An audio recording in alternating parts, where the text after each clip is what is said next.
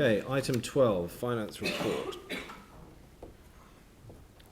anyone coming for that? Bruce. Or is it you, Carol? Bruce is here. Okay.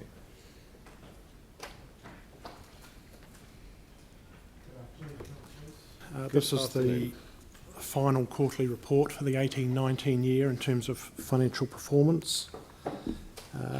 Brief summary, there was a small cash operating surplus for rate-funded activities of $660,000. You'll recall possibly the last two quarterly reports forecast a small deficit. This is largely in line with that. The only difference really was an unexpected dividend declared by Civic Financial Services on the sale of their building in Wellington. In terms of capital program, very close to budget, significant carry forwards that are reported. The funding shortfall in the capital area largely revolves around NZTA subsidy, where we were 9.1 million less than budget. And that's resulted in a need to borrow 4.6 million effectively to fund the capital program for last year. Happy to take questions. Well, thank you for that. This is our annual financial performance, which is quite important, and I think we should probably have a little bit more fanfare around this, Carol. Because if you look at the numbers, we've come in with a small surplus, but coming in on budget is a good achievement at any time. But also the capital program, in terms of what we spent, has come in on budget. Obviously the carry forwards are a different issue. That's about the planning and the programming.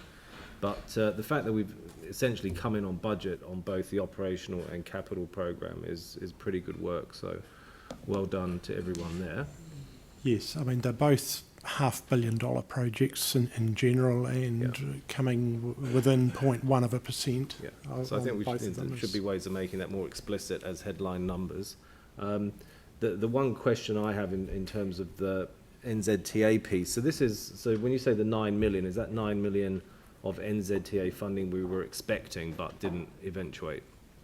Yeah, we were actually 13 million under budget, but there is some budget that is carried forward because there are some capital projects in the transport area that are also carried forward that attract that subsidy.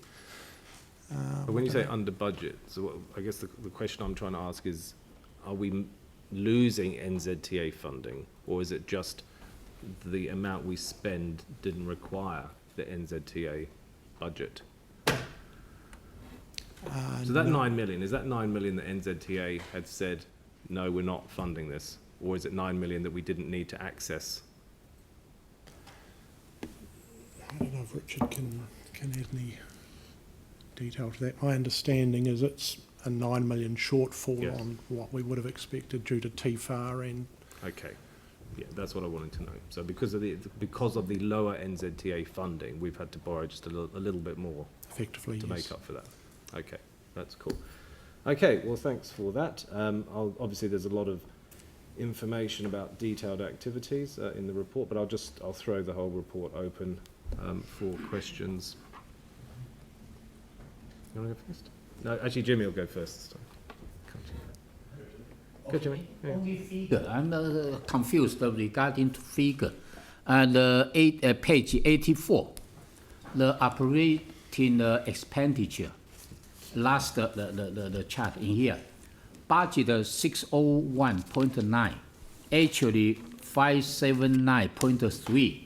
Okay, and then you have a carry forward 24.7.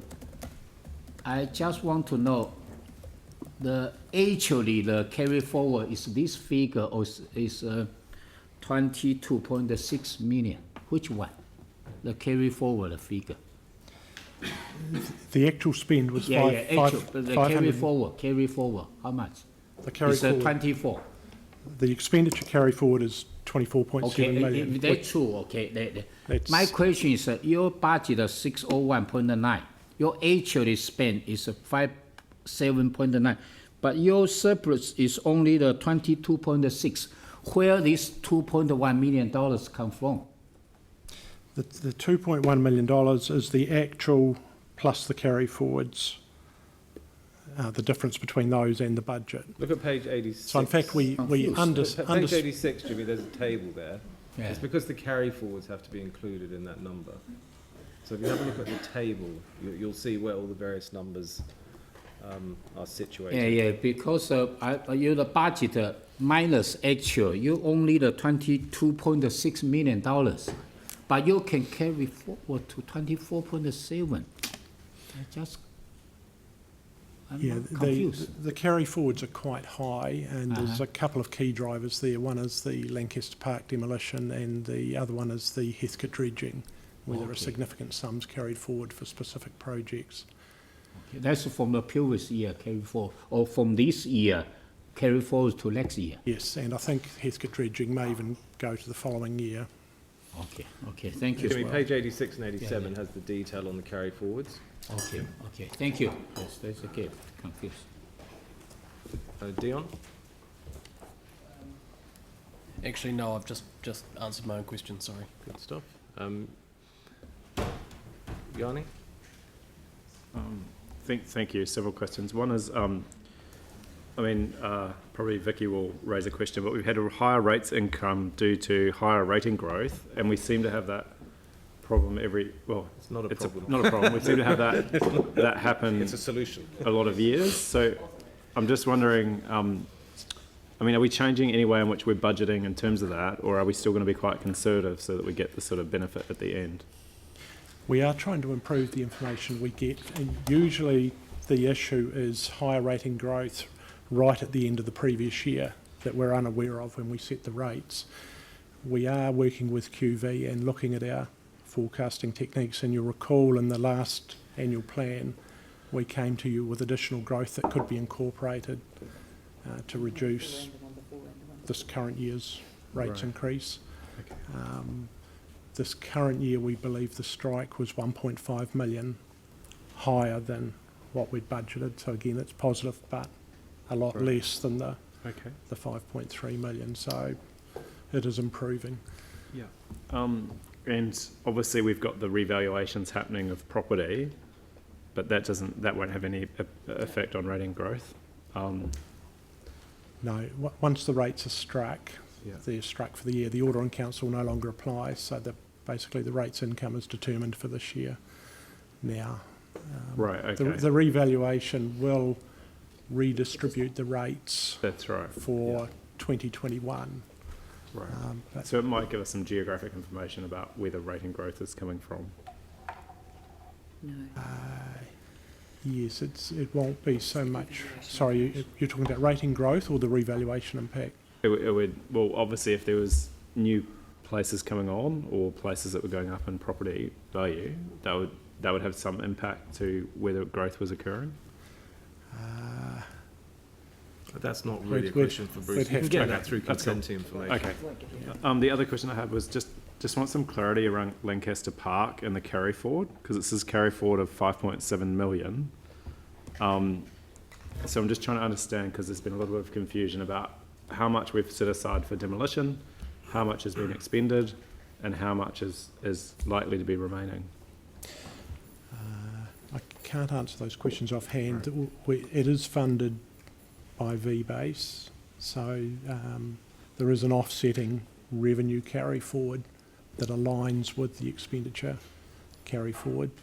I believe the 5.7 million carried forward into this year is the remaining cost of the amount to be demolition. spent, but Okay.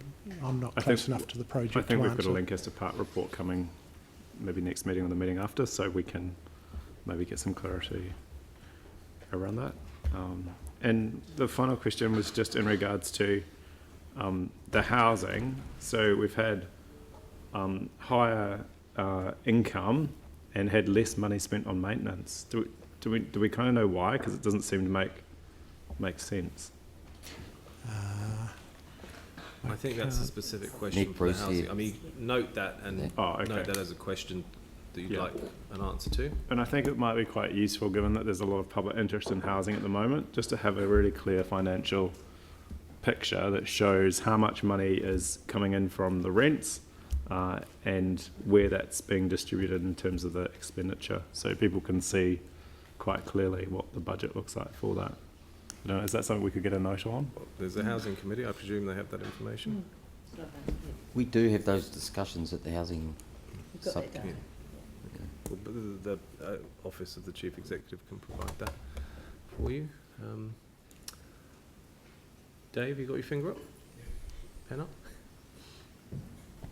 Thanks for a reasonably comprehensive report, and when we look at sort of actuals and planned budgets, variations, yes, all the information is there, but I find it somewhat strange, perhaps in this day and age of computer modelling and being able to present things, that we can't get a sort of more accurate management report on a monthly basis and be looking at our rating growth, looking at our carry forwards, looking at our bringbacks and our budget expenditure.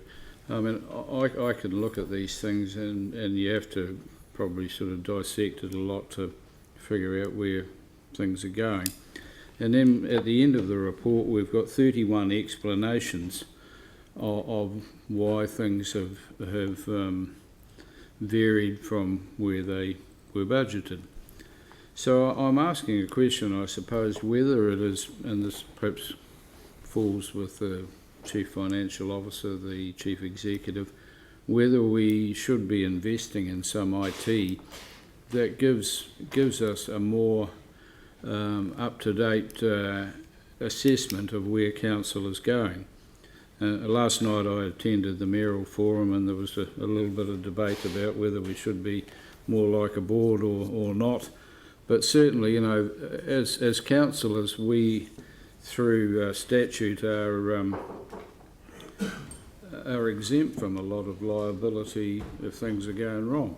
If we were board of directors, we'd be right in the firing line. You will be soon, don't worry. Yeah, possibly, but I'm really asking the question about in terms of reporting that is easily digested by the public, easily understood by some of us some people around the table that may not have a degree of financial acumen, that we are able to report our position at any time in an easier and more readily understood manner. And I just think at times that our whilst I'm comfortable with our performance in the last 12 months, that we have performed better than we had done in the previous 12 months, it still doesn't give me a lot of confidence in terms of putting that information out to our elected members, and more importantly to the public that want a clearer understanding of just how our council performing. And I think we should be looking at investing in some sort of IT that is able to do that. And I've sort of long held Dave, I'll stop you there because you've asked that question twice. I think your question is absolutely cogent, and I have asked for it for a long time. We need to present this information in a much more digestible and accessible way. That's another thing I think for the new council to do. There is tons of financial presentation software out there, and I think the new council needs to think in terms of what information it wants to see from the financial performance. So as Yanni mentioned, housing, there'll be other areas where you might want detailed information. This is really just telling you why something, you know, has moved from one number to the other. Right. And I don't think it's actually particularly helpful, and it's not helpful for the public. So Right. It needs a big improvement. And I think that's something for the new council to look at. Now, who else had a question? No one? Excellent. Okay. Well, thank you very much, Bruce. Good job for the year. I'm happy to move that we receive the report and approve those carry forwards and appropriate borrowing. Seconded Dave. Any discussion? I'll put the motion. All in favour say aye. Aye. Against. That's carried. Thank you very much.